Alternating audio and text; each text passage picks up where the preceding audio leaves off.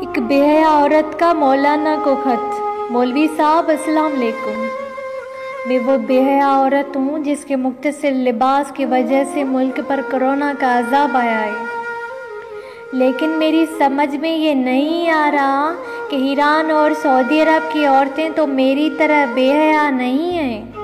آپ نے کوئی وضاحت ہی نہیں دی کہ وہاں کیوں عذاب نازل ہوا ہے، بلکہ جس میڈیا سے آپ معافیاں مانگتے پھر رہے ہیں اس کا تو کہنا ہے کہ یہ عذاب پاکستان میں درآمد ہی ایران اور سعودی عرب سے ہوا ہے۔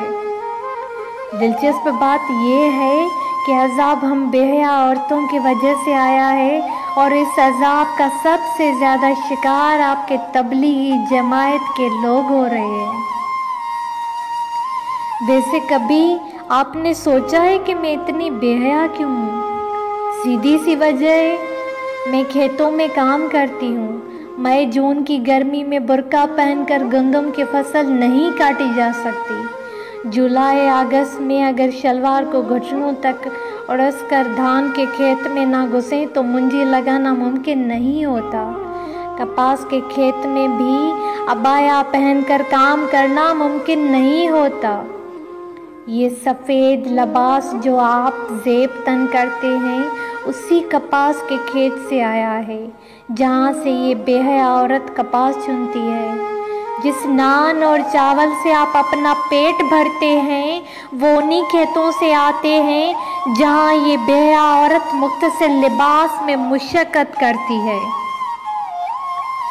کبھی کبھی سوچتی ہوں مولوی صاحب، کبھی کبھی سوچتی ہوں اگر میرے شوہر کے پاس بھی آپ جتنی زمین اور پیسہ ہوتا تو شاید میں آپ کو بے حیا دکھائی ہی نہ دیتی۔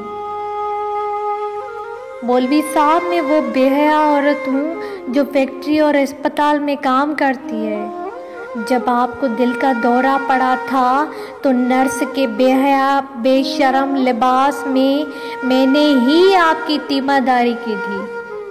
جس آرام دہ گاڑی میں ایئر کنڈیشنڈ لگا کر آپ گھومتے ہیں اور جس ہوائی جہاز میں بیٹھ کر آپ مکہ مدینہ جاتے ہیں وہ سب اسی فیکٹری سے بن کر آئے ہیں جہاں یہ بے حیا عورت فخر سے محنت کرتی ہے۔ کبھی کبھی سوچتی ہوں میری بے حیائی تو دکھائی دیتی ہے مگر میری محنت کا استعمال اور میری جنس کا ہراس ہونا آپ کو کیوں دکھائی نہیں دیتا؟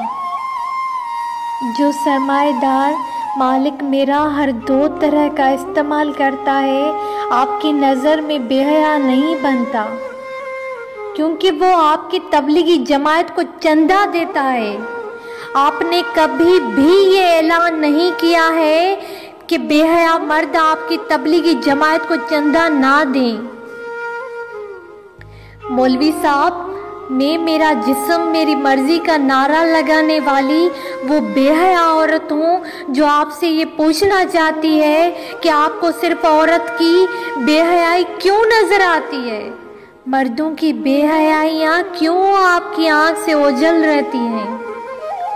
یہ بھی پوچھنا چاہتی ہوں 70 سی تھرو لباس پہننے والی آپ کی حوریں تو اسلامی، مگر میں آپ کو بے حیا لگتی ہوں؟ کبھی کبھی میں سوچتی ہوں کہ مدرسوں میں بچوں کے ساتھ جو ہوتا ہے اس کی وجہ سے عذاب کیوں نہیں آتا؟ مولوی صاحب، اگر میری بے حیائی سے آپ اتنا پریشان ہیں تو آئندہ وہ نان مت کھانا اور وہ کپڑا مت پہننا جس میں بغیر برقعے کے ہم بے حیا عورتیں کام کرتی ہیں۔ آئندہ اس دودھ کا گھونٹ بھی مت پینا جس سے ہم بے حیا عورتیں دھوتی ہیں۔ آئندہ وہ حلوہ بھی قبول مت کرنا جو بے حیا عورتوں کی محنت سے بنایا جاتا ہے۔ اور اگر یہ سب نہیں کر سکتے تو پاکستان کی عورتوں سے معافی مانگ لو۔